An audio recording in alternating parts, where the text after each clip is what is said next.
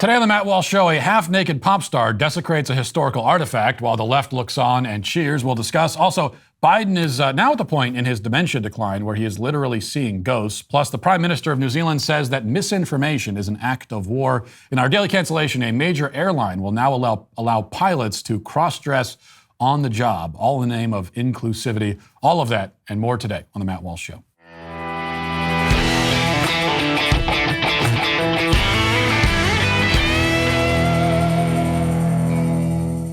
There's an easy way to adjust your spending and saving strategies. You just call my sponsors at American Financing. American Financing is America's home for home loans, where you can get a free, no-obligation financial review and learn new ways to get out of debt faster. No upfront or hidden fees, just a simple conversation around ways to add hundreds back to your monthly budget.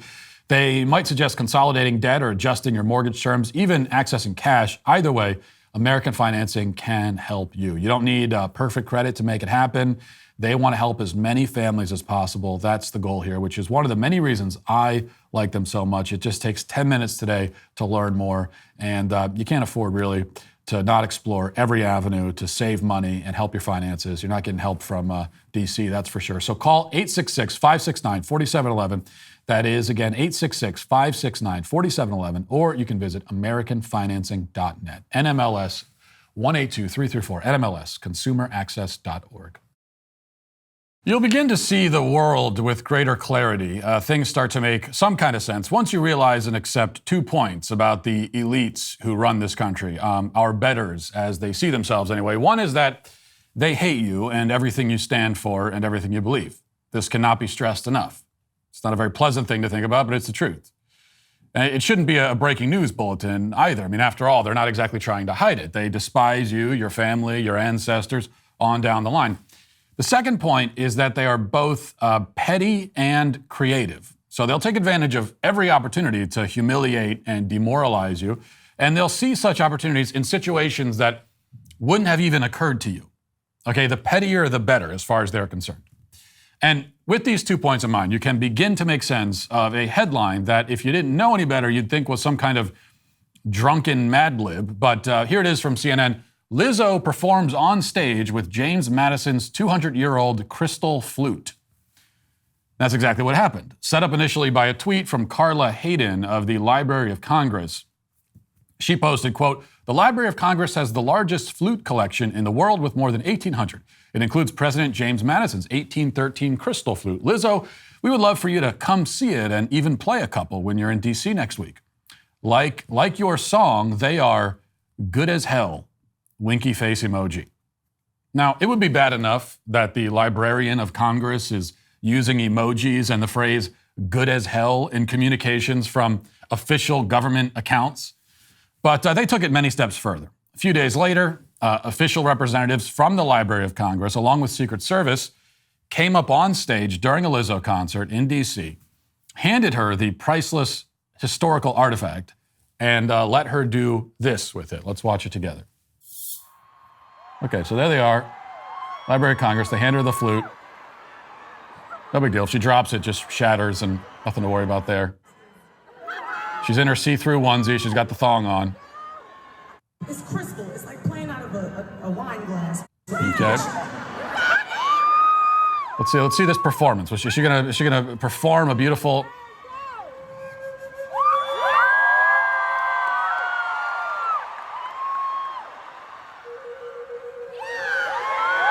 And there's the twerking.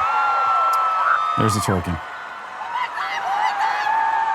Oh, she's raising it in the air. You know, again, drop it, no big deal.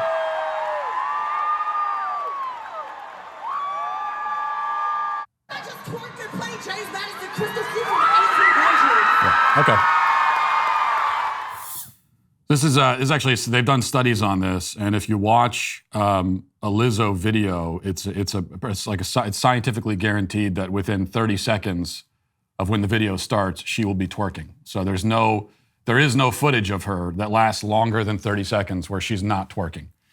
Now, to make sure that we have the quote correct for the historical record, Lizzo said, "I just twerked and played James Madison's flute from the 1800s." And that she did. Now, needless to say, there were many members of the media attending this concert, and They couldn't stop gushing about the beauty and power and historical significance of what they just witnessed. Now, in fairness, that is how they react to literally everything Lizzo does or says. If they saw her eating waffles for breakfast, which I'm sure she does quite frequently, they would declare it the most brave and inspirational waffle-related event they'd ever witnessed. If Lizzo were to then burp at the conclusion of her meal, they would tearfully exclaim that her belch sounded like the choirs of angels singing from on high. This is the rule the media realizes, because Lizzo is obese, she's female, she's black, which means that everything she does is by default heroic and wonderful, and any criticism by default is automatically racist and sexist and body shaming on top of it. So, with that in mind, I mean, Lizzo twerking in a glittery thong while manhandling a historic artifact once owned by a founding father, well, I mean, they literally have no choice but to crown such a moment as the greatest achievement of all time, the culmination of human history, the most spectacular expression of humanity's potential. Just a couple of examples here will suffice. Fox DC reporter Sierra Fox tweeted, "History is freaking cool. Of course, it's the nation's capital, so Secret Service and Capitol Police joined her on stage. Why? Because she's the first ever to play President James Madison's 1813 crystal flute, courtesy of Library of Congress. Super amazing to witness." Then media executive Indira Lakshmanan chimed in with this. "Joyful and life-affirming superstar Lizzo played DC tonight. Most unexpected moment, Library of Congress loaned her President James Madison's 1813 crystal flute to play on stage, making her the first person to do so. She thanked Library of Congress for preserving history and making it cool." And many other tweets and headlines just like that.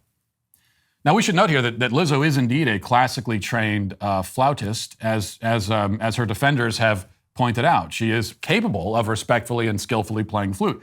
But that's not what the Library of Congress arranged in this case, or what happened on stage. The fact that she's in reality, a talented musician, at least when it comes to the flute, just makes her whole career, and especially the incident on stage, all the more outrageous and gross. I mean, there's another video floating around of her playing the flute seriously while fully clothed, that I guess happened before this or after, I don't know. They could have simply left it at that, and few would complain. But instead, they chose to have Lizzo in her see-through thong make a grotesque mockery of a priceless crystal artifact with deep ties to American history. Why? I mean, what's the point? It's such a weird and petty thing to do, isn't it? Well, yes, exactly. The pettiness is pointed and intentional, as always. This is the game, okay? They do something absurd and bizarre and degrading, and then they wait for the reaction that they know is coming, and that's why they did it, and then they accuse the other side of being petty and trivial. So they do the thing, the petty, trivial thing, and then if we notice it, we are the petty, trivial people. What's more, they themselves will then hail this degrading display. They'll declare it to be historic and important and amazing, but then mock anyone who criticizes it on the grounds that they shouldn't care about it because it's unimportant. It doesn't make any sense, but this is the mind game. And it puts us in a bind, quite by design. Because if we register our protest, if we say anything, we say, "I don't like this, please don't do that," we will have given them the attention they want, and in a sense, you might say, walked right into the trap. But if we say nothing at all, if we simply accept, for instance, that invaluable pieces of American history can be used as stage props by morbidly obese, half-naked pop stars, then we will have also given them what they want most of all, which is our acquiescence, our submission. But either way, they claim victory, which of course is demoralizing. And in the end, ultimately, demoralization is the point. So what the elites want to express when it comes down to it, whether it's by tearing down statues or taking names off of schools or doing anything else they do, or having a weirdo in a onesie twerk with James Madison's flute, whatever it is, what they want to get across is that nothing you care about has value. Your heritage and history are meaningless. Your culture and traditions are worthless. They will tell you what has value, what you should see as important, what should matter to you. This is what a ruling force does to a conquered people. It tears down and desecrates everything they hold dear. And it will have achieved its final end when you submit to the gaslighting and you finally agree that, well, these things don't actually matter. When they've claimed your mental and spiritual compliance, I mean, then they've really won. Which is why we should never submit. Now let's get to our 5 headlines.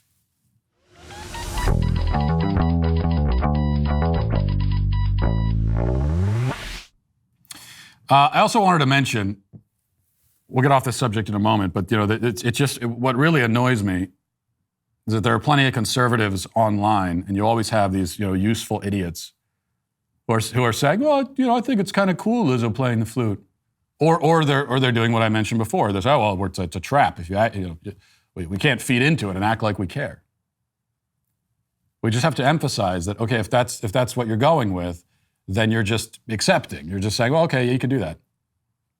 I mean, take the Declaration of Independence and use it as a napkin. Like, give that to her next time she is eating waffles. You can use it as a napkin. Why not? It's cool. It's historic, and it's just an object. Who cares? And why should we care about that? Meanwhile, they'll tell you to their face what they're actually doing. So here are some a couple other tweets I didn't mention. This one is from Tiffany C. Lai. She's a law scholar.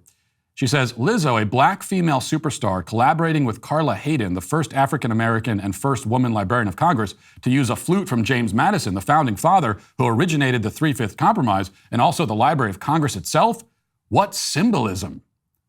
Then she continues, James Madison was America's 4th president. He helped shape the U.S. Constitution and the Bill of Rights. He also was a slave owner, and he created the Three-Fifths Compromise that each enslaved person would count as 3/5 of a person for state electoral vote totals, a complicated legacy. Now, she's mangling the history with James Madison and the Three-Fifths Compromise. That's not really the point. The point is that what she is saying, and she's not the only one, Elie Mystal, who's Mystal, however you pronounce his name, you see him on CNN a lot. He says this, if any of James Madison's descendants is offended by Lizzo, if they want to try out the 200-year-old iron collar white folks would affix to our ancestors who tried to escape James Madison's clutches, I'm sure somebody at the National Museum of African American History could hook you up. And a lot of takes just like this. What are they saying? I mean, they're clearly saying that the way they see it, part of the point of this flute stunt was not only demoralization, as we talked about, but also, very specifically, it's an act of racial retribution. It's sort of like getting back at James Madison for his position on slavery. And we're going to do that by taking a priceless artifact that belonged to him and just making a mockery of it. But sure, I mean, if you want to be above it all and say, who cares, whatever, that doesn't matter, you can go ahead and do that. But you are ultimately giving the left exactly what it wants. All right, much is being made of this, and for good reason, really. Joe Biden, at an event yesterday, tried to summon the dead, calling for a congresswoman who had tragically died in a car accident back in the summer. And, well, let's play it first, and then we'll talk about it. Here it is. Representative Jackie, are you here? Where's Jackie? I didn't think she was going to be here to help make this a reality.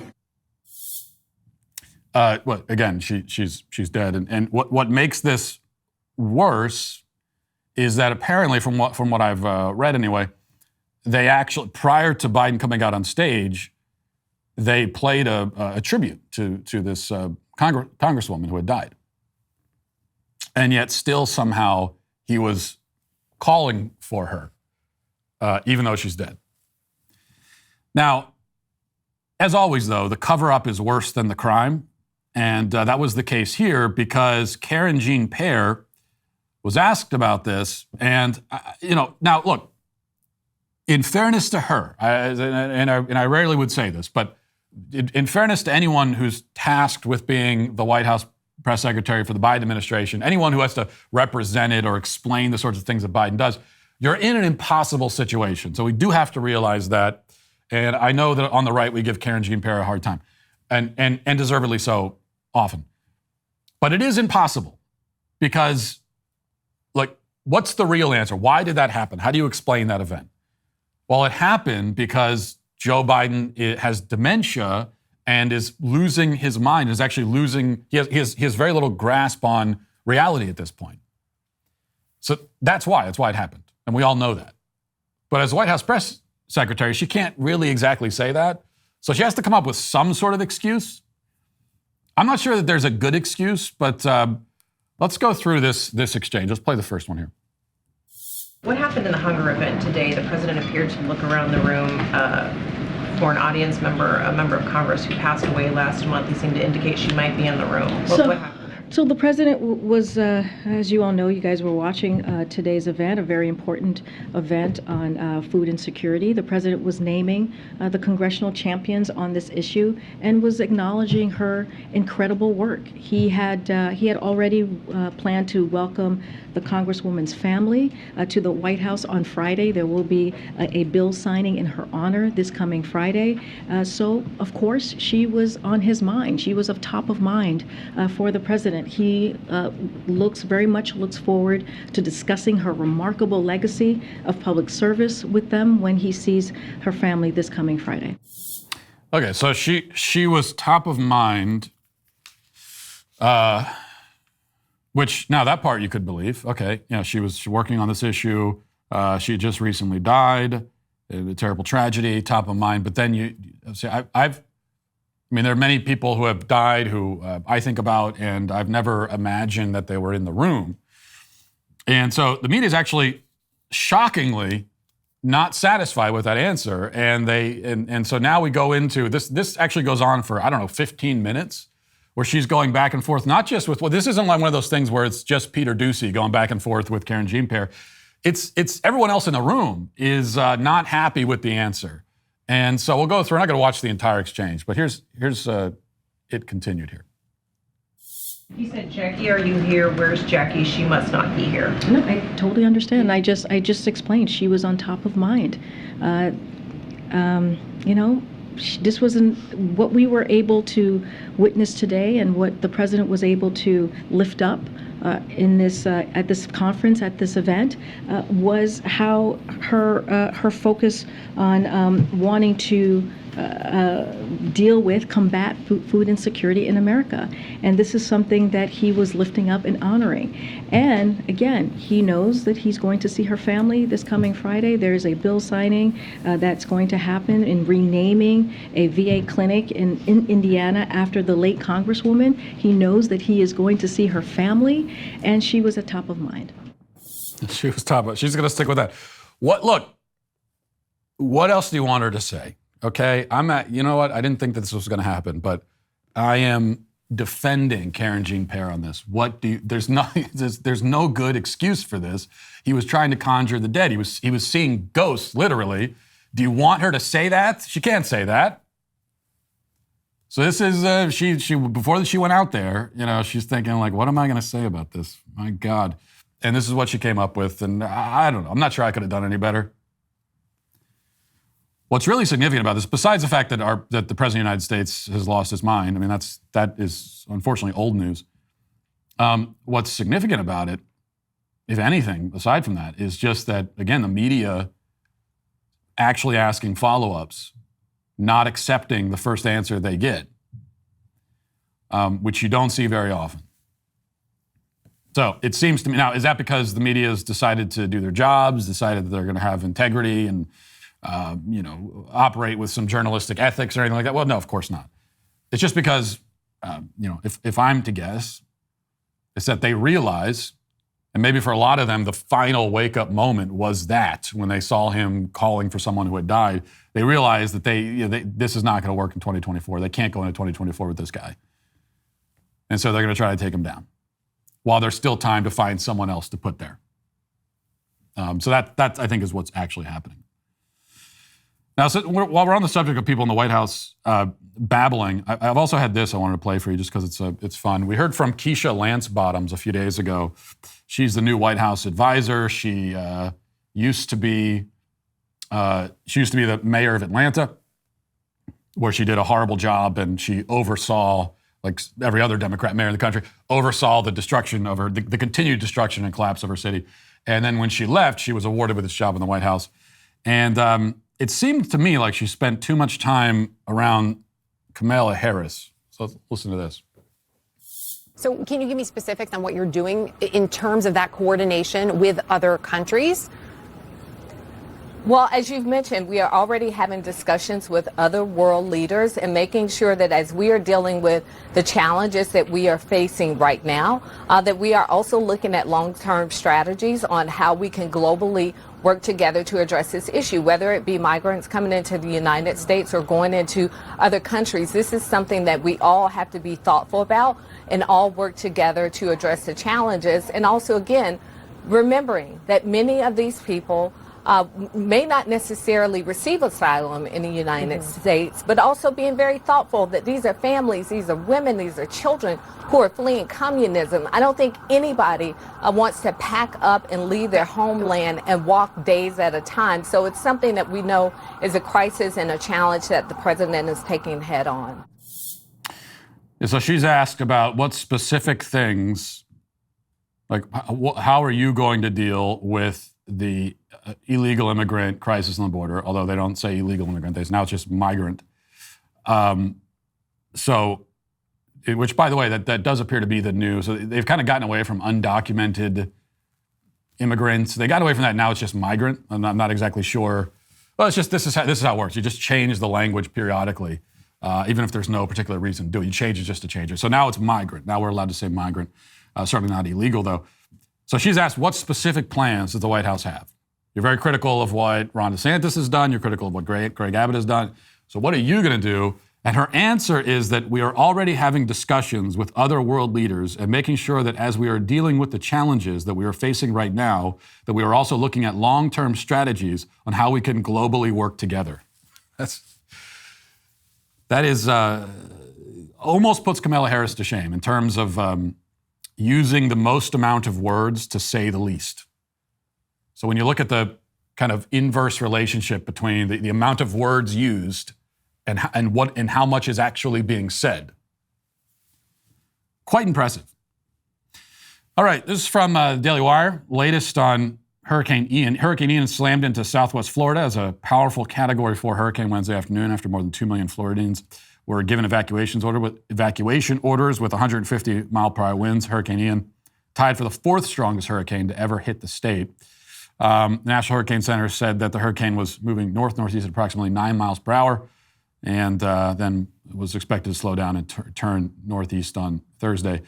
This has been, by the way, obviously a challenge for Ron DeSantis as governor. You know, like when it comes to the actual act of governing, and I think yet again he's hit it out of the ballpark. Organizing the evacuation, dealing with all of the emergency response and everything else. Seems like he's done a fantastic job. You're not going to hear that from the media, of course. Instead, they're going to talk about, they don't want to talk about that. They don't want to talk even about the hurricane itself. What they want to talk about is climate change. So here is CNN on that. Ian is coming. Ian's here. John, we just felt a marked increase in wind speeds within the last 10 minutes or so. We were riding about 40, 50 miles an hour. It was hard to fathom that speed tripling in the next few hours, but we're now getting maybe 70-mile-an-hour gusts here. We're right at the point where US 43 heads across the Peace River here. I'm just in front of the memorial for Hurricane Charlie, which in 2004 devastated this town and sent a wake-up call to this community about the threats of living on the coast in a rapidly warming planet. As a result of that storm, they were the first community in Florida to put in a climate adaptation plan, a sea level coastal resiliency plan that they're, have been working on for years now, and this will be the test.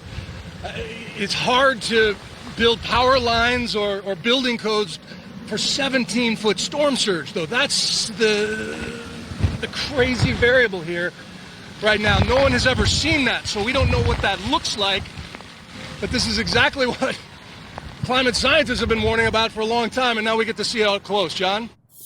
Oh, now we get to see it up close. Now we get to see a hurricane for the first time. We've never seen that before. Yeah, I kind of like the visual there of, did you see how useless these people are? The hurricane it's bearing down on you right now. You're basically in the middle of the hurricane, and you're talking about climate change. This is one of the reasons why leftists make terrible leaders. They make terrible governors. They make terrible mayors. They can't run anything because they can't deal with specific practical problems.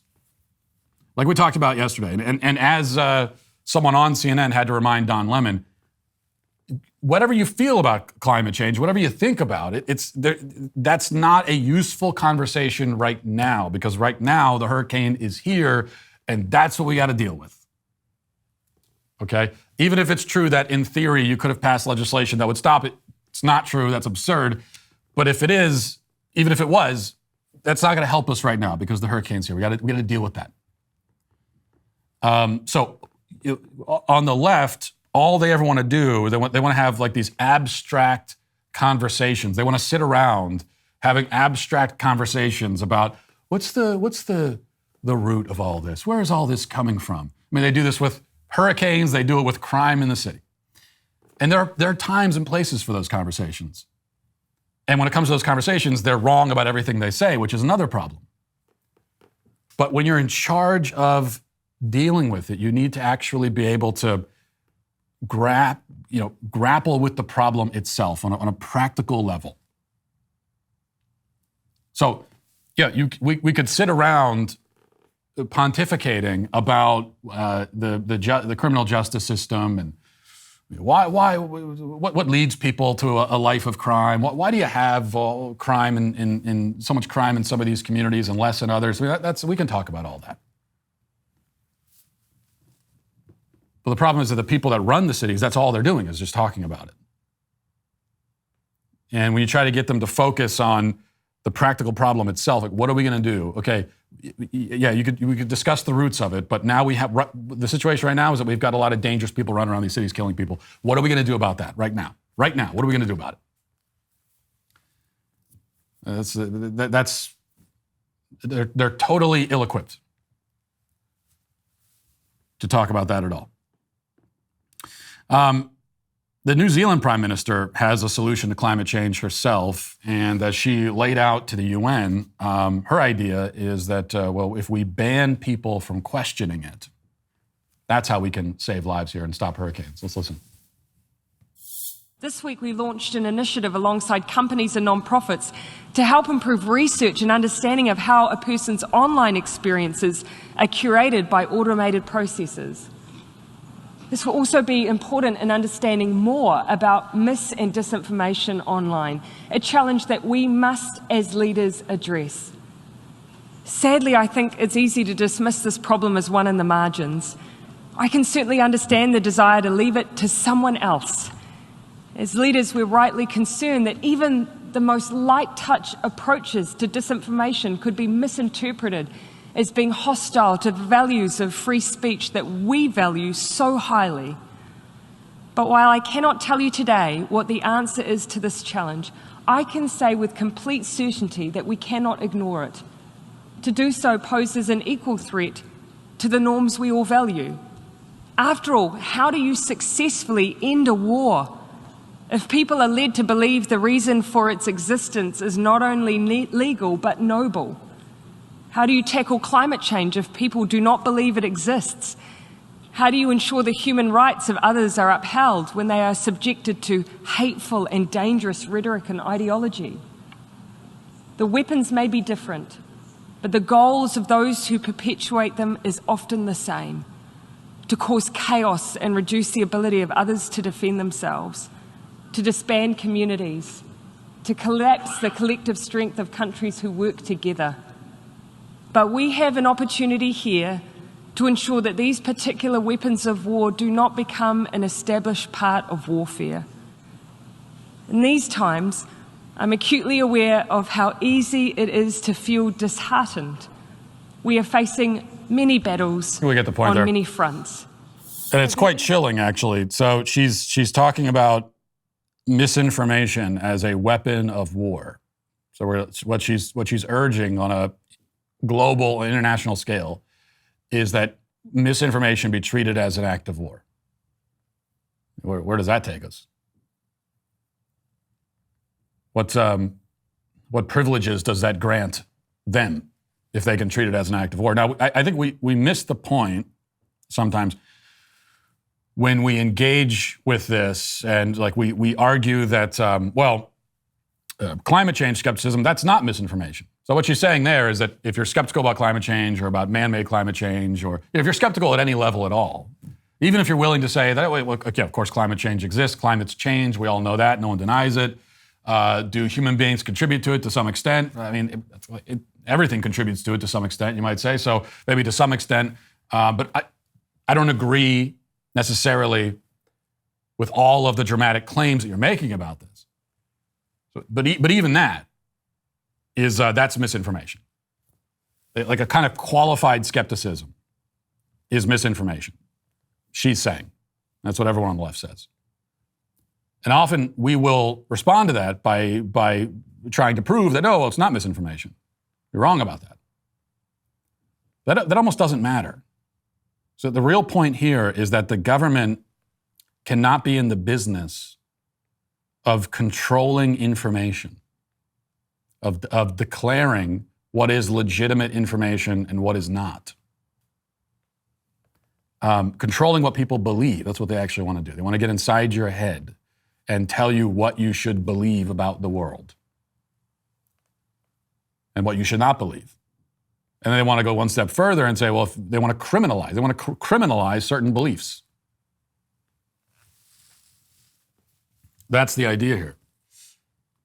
And if they can control the information, if we allow them to seize control of information and criminalize certain forms of information, then they control everything because we live in the information age. You control the information, you control the world. And that's really the point here. Yesterday, we talked about the problems with that fake study, which supposedly proves, speaking of misinformation, actual misinformation. So there was that fake study supposedly proving that, quote, gender-affirming double mastectomies are good for minors. And we went through all the problems with it. You know, the study comes along just in the nick of time as we've been, as so-called top surgery for minors has come under intense scrutiny. And in Tennessee, we're working towards banning double mastectomies for minors. And just in the nick of time, CBS reports and then other media outlets picked up this peer-reviewed study, which supposedly proves that actually this is good for minors. We went over the problems with the study. I mean, and the problems are almost too numerous to count. I mean, for one thing, just to review, the study was funded by a hospital. It was funded and conducted by a hospital that itself conducts double mastectomies on minors. So they have a financial stake in it. So they're trying to prove that what they're already doing is legitimate and good. So that's a problem. They did the follow-up 3 months after the fact, which is when 3 months later, 3 months after a significant life choice has been made, that is when regret is least likely. Because right at 3 months, especially for something like this, right at 3 months, that's when, the victim, as I say, we're not even calling them patients, victims. It's when the victim is starting to, is really starting to recover physically, so they're feeling a little bit better, and it's not nearly enough time for them to have reflected on what they did and realize how they've impacted the rest of their life. It's not enough time for that. So they cut off the study right at 3 months. And then also they, mysteriously, there were people who dropped out of the study and so therefore didn't count towards the final results. They don't explain, well, what does it mean that they dropped out? Well, what happened to them? They don't explain that. I think it's reasonable to assume that the people who dropped out of the study, that would be girls who got the surgery and then stopped responding and didn't fill out any surveys or anything like that after the fact. Is it because they regretted it? So that, among other problems. But then Jesse Singal has this. So there was another really fundamental issue with this study that I didn't even notice. So he tweets this. The study which just came out showing that top surgery works, quote unquote, after a 3-month follow-up, was based in part on this 17-item chest dysphoria scale. After getting surgery, the kids' CDS scores went down, but the scale largely measures whether you have breasts that cause you discomfort. So this is apparently, according to Jesse Singal, the actual survey that these girls were told to fill out. And this is what they used in the study. Measuring their chest dysphoria. And what they found, is that a girl is less likely to have dysphoria about her breasts if she doesn't have them. And then that's what they're declaring in the study. But listen to the actual items on this chest dysphoria scale. This is what it says. 1, I like looking at my chest in the mirror. And then they're asked to sort of rate each of these statements on a certain scale. 2, taking a shower/bath is difficult because I have to see my chest. 3, I avoid going to the beach and or swimming in public because of my chest. I get gendered as female because of my chest. Dating/forming intimate partnerships is more difficult because of my chest. Physical intimacy, sexual activity is difficult because of my chest.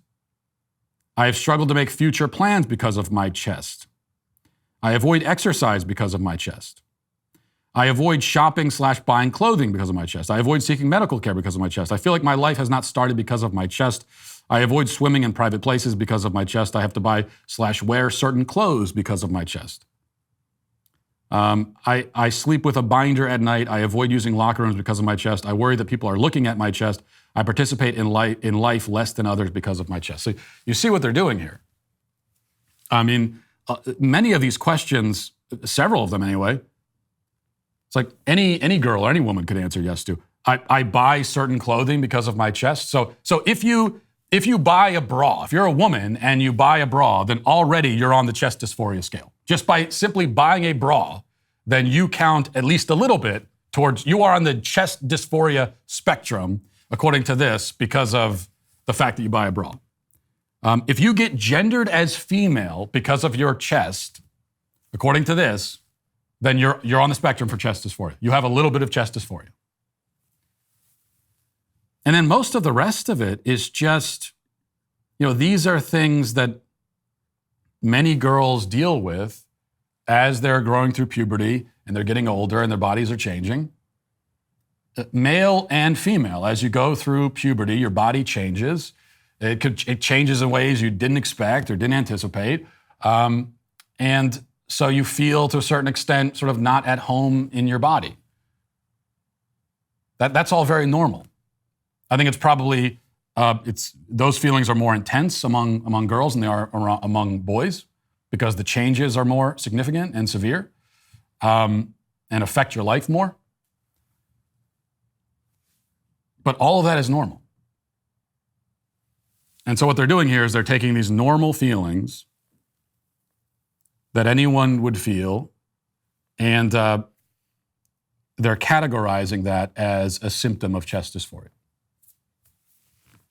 Which not only for them proves that after the fact that the top surgery was the right thing to do, but it also has the effect of suggesting. So part of the idea here is, if you give this survey to a girl before she has the top surgery, then it's a way of suggesting to her, hey, by the way, you might want to look into this. Because she'll go down that list and say, yes, yeah, well, that applies to me, that applies to me, that applies to me. Well, I guess I need to chop my breasts off. That's the idea. That's what they're going for. All right. Let's see. There's one other thing I wanted to mention. This is from the Daily Wire. It says, Stranger Things star Caleb McLaughlin told a group over the weekend that some fans of the show are racist because they wouldn't take pictures with him during the first season. In a video that surfaced on Twitter on Sunday, the 20-year-old actor said at the Heroes Comic-Con Belgium that he dealt with racism early in his career after being the only black kid on the series. McLaughlin said, it definitely took a toll on me as a younger kid. My very first Comic-Con, some people didn't stand in my line because I was black. Some people told me, like, oh, I didn't want to be in line because you were mean to 11. Even now, some people don't follow me or don't support me because I'm black. He also shared that sometimes overseas you'll feel the racism, the bigotry. Sometimes it's hard to talk about and for people to understand, but when I was younger, it definitely affected me a lot. But there's more. So the evidence that he was a victim of racism is that when he went to Comic-Con, there weren't as many people in his line as in other lines, and he knows it's because of racism. He continues, let's see.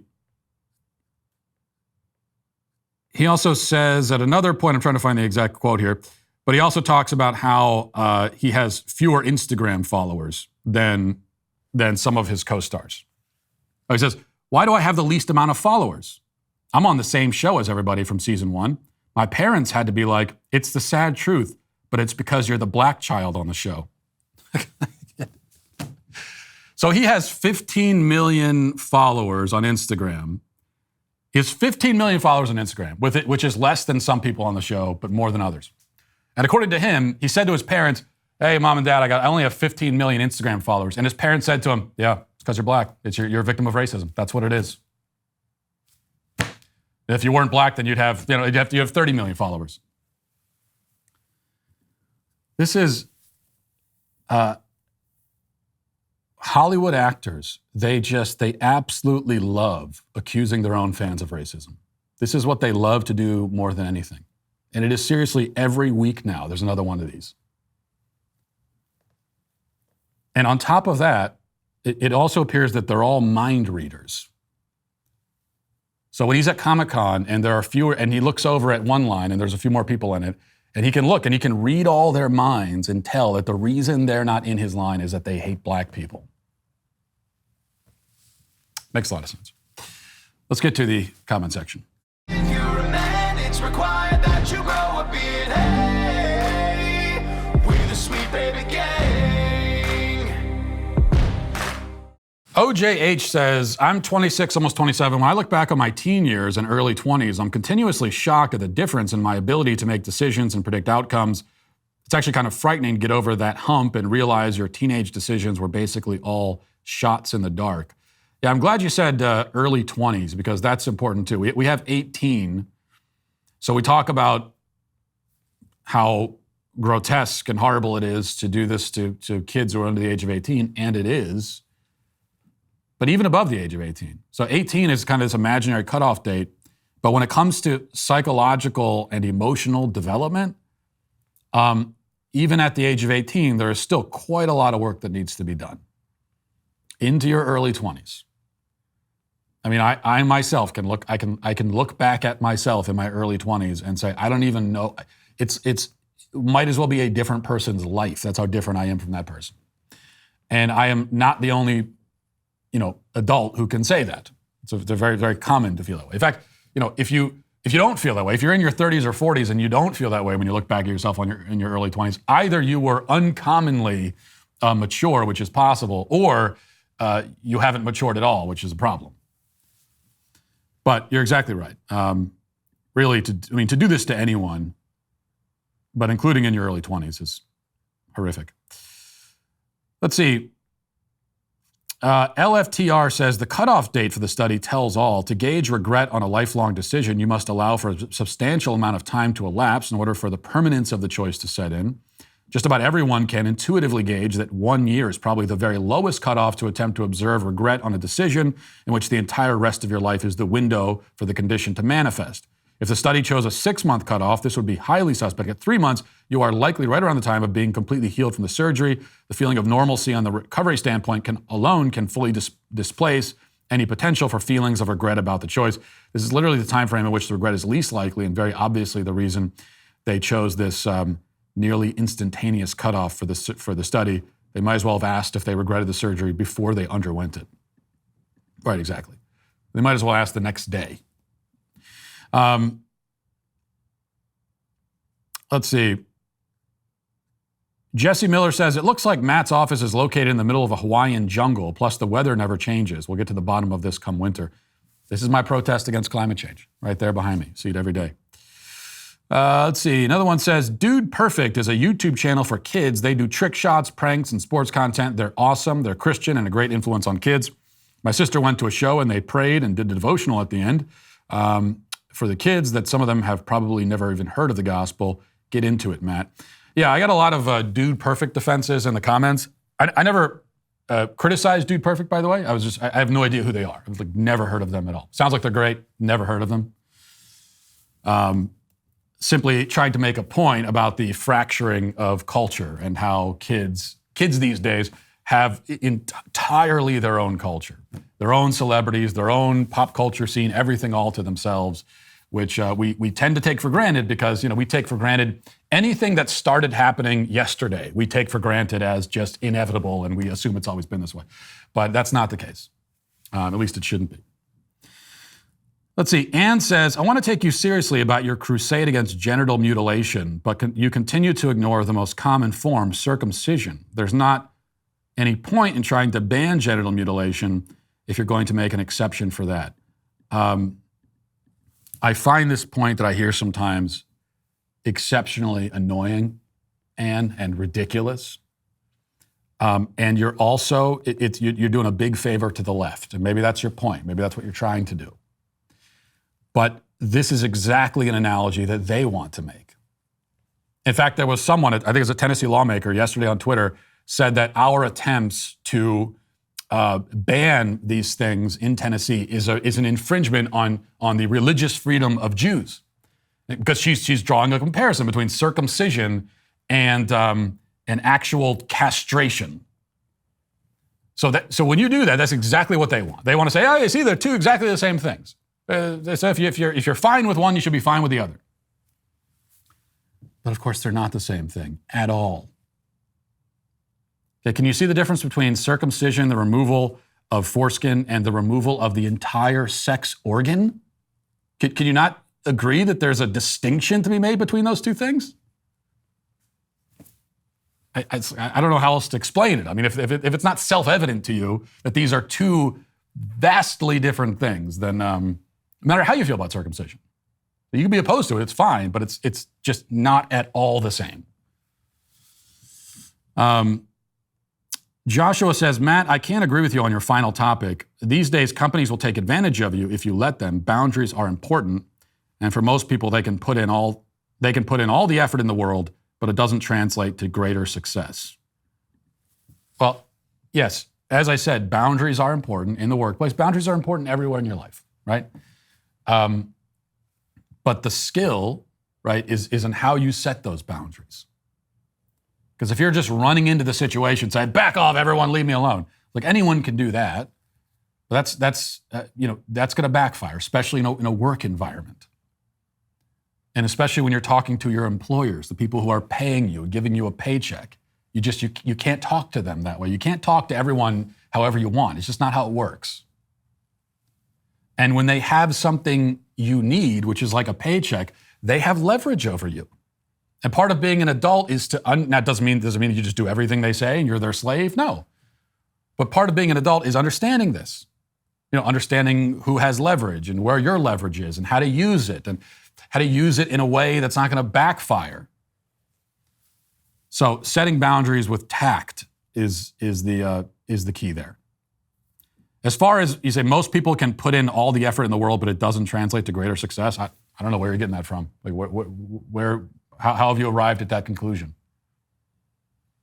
And it seems to me that we've got a lot of people who arrive at this conclusion almost immediately upon entering the working world, and that's the issue. You just got there, and you've already decided that no matter how hard you work, it's not going to matter. How could you possibly know that? I mean, you can only know that if you work your absolute hardest for years and years and years and years, and then you look back and find that you did not climb up the ladder at all. Okay, well then we have something to talk about. But what that's going to tell me is that maybe you're in the wrong line of work, or you're working for the wrong company. In most cases, there are people who just get lucky. There are people who are born with silver spoons and all of that. But in most cases, when you look at the people, you look at people in a certain field, and there are some who have had a lot of success, and others who have had a moderate amount of success, and others who have had no success. And you can find it's easy to understand there's a pattern here. And the people who've had the most success have put in a lot more effort than the ones who have had none. That's usually the way it works. Well, if you haven't heard yet, Candace Owens is back from maternity leave with a vengeance. Her brand new show, Candace Owens, is available now on Daily Wire Plus and takes on the big topics of the day, uncovers lies, and exposes the hypocrisy in news and politics. And you know it's going to be done in typical Candace style, fearless and resolute. This is everything you love about Candace, and now she's streaming 5 days a week. You'll not want to miss it. Trust me when I say it is huge. So watch Candace Owens now on Daily Wire Plus, or listen on Apple Podcasts, Spotify, or wherever you listen to podcasts. Also, make sure you join me today at 4 p.m. Central for an All Access Live. I'll be answering your questions about the trans movement that is currently invading our country. So that's, again, going to be today at 4 o'clock at dailywire.com/discuss. And is that it? It is it. Now let's get to our daily cancellation. As a frequent flyer myself, who also experiences intense flying anxiety, I have developed very specific emotional needs while in the air. Now, I've long since learned to suppress my physical needs while flying. Like all other air travelers, I've grown accustomed to being treated like poultry stuffed in a cage and strapped onto the back of a semi barreling down the highway. Everything is cramped. There's no room to move around or stretch your legs. There's no concern for your comfort. On Spirit Airlines, the analogy becomes quite literal, because on Spirit in particular, the only snack they give you, and this is true, is they give you a handful of chicken feed, which the flight attendants toss in your lap as they walk down the aisle scowling at you. And of course, if you eat the chicken feed, then it's an upcharge of $43 a person, I think. This is the modern flying experience. You sit there miserable, neglected, squished between a sumo wrestler and someone's emotional support llama. Unless you fly first class, of course, in which case you will enjoy the decadent luxury of being treated like a human being rather than livestock. In first class, you can engage in wild flights of fancy, such as bending your knee and moving your elbow. In first class, the flight attendants will even mostly suppress their disdain for you, which is nice. And there are other perks too. Like in first class, the airline does you the favor of making sure there's actually enough room in the overhead compartment for the carry-on baggage they said you could bring on the plane, as opposed to in the coach experience, where half of the people have to check their bags, which they will likely never see again. That's just how it goes. And this is why I have lowered my standards and reduced my list of needs and expectations to really just one item. And that is, it's an emotional thing. For the sake of my emotional well-being, I only ask that the flight attendants do not appear visibly startled by turbulence, because even a slightly raised eyebrow or a barely audible whoa is, to me, a signal that we all face certain death. So until today, my point is that was the one meager favor that I asked of the flight crew. But now it seems I must add one more item to the list, because I also ask that the pilot does not cross-dress while flying.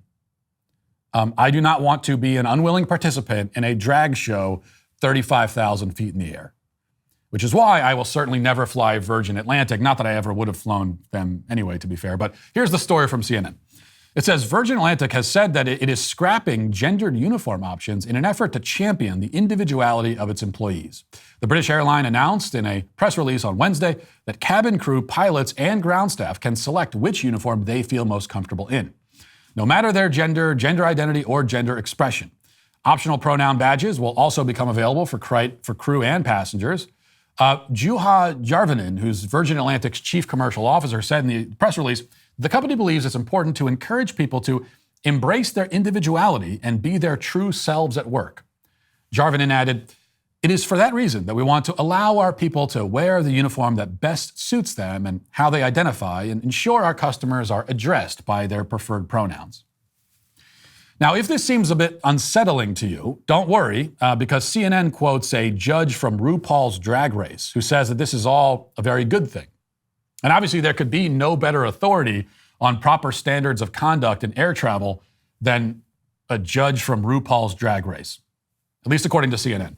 Quote, Michelle Visage, a judge on RuPaul's Drag Race All-Stars, who showcased the uniform alongside staff, welcomed the move.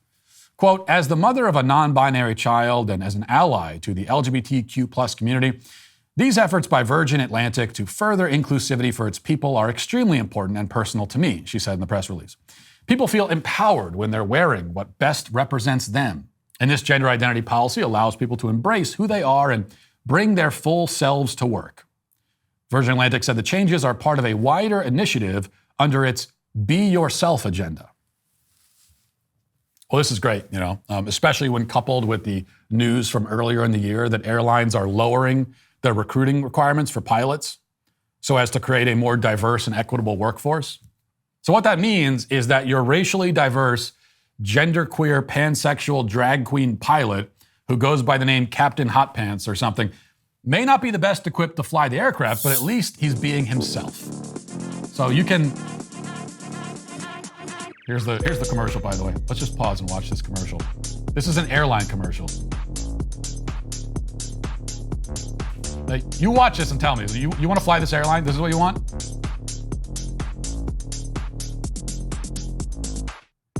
Virgin Atlantic, see the world differently.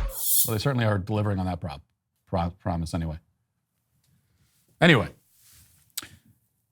you can take comfort at least as your plane is nosediving into the Pacific. You can take comfort in the fact that your pilot lived by his truth, and now he's dying by it, and he's taking all of you with him, which is really an honor, I guess.